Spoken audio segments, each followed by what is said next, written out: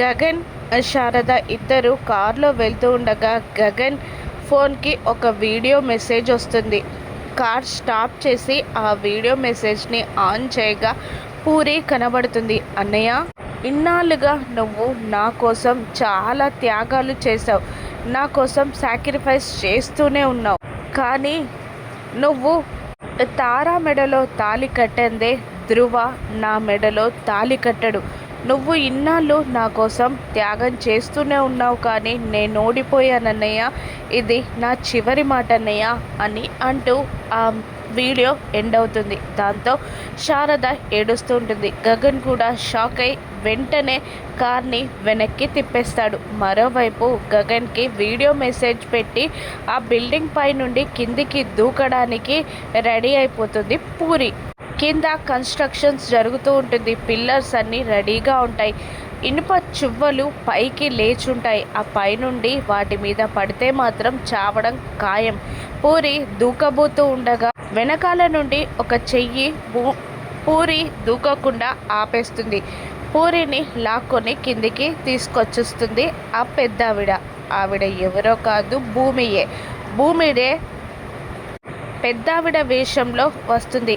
ఏ అమ్మాయి, అంత పెద్ద నిర్ణయం ఎందుకు తీసుకున్నావు అని అడుగుతుండగా నువ్వెవరు అని పూరి నిలదీస్తూ ఉంటుంది భూమిని. భూమి పట్టు శారీ కట్టుకొని ఒంటి నిండా నగలు పెట్టుకొని గుర్తుపట్టకుండా ఉంటుంది.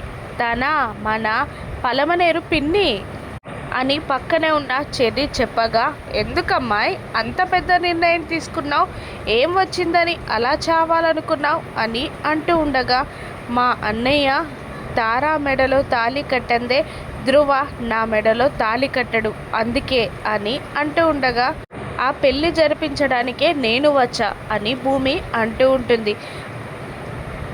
అది కాదు అంటూ ఉండగా, నా ప్రాణాలు అడ్డేసైనా నేను నీ పెళ్లి జరిపిస్తానమ్మి అని పూరికి మాటిస్తుంది భూమి. ఇక పూరిని తీసుకొని భూమి చెర్రీ దిగి వస్తుండగా గగన్, శారద వాళ్ళకి ఎదురొస్తారు. పూరిని చూసి హ్యాపీగా ఫీల్ అవుతారు గగన్, శారద.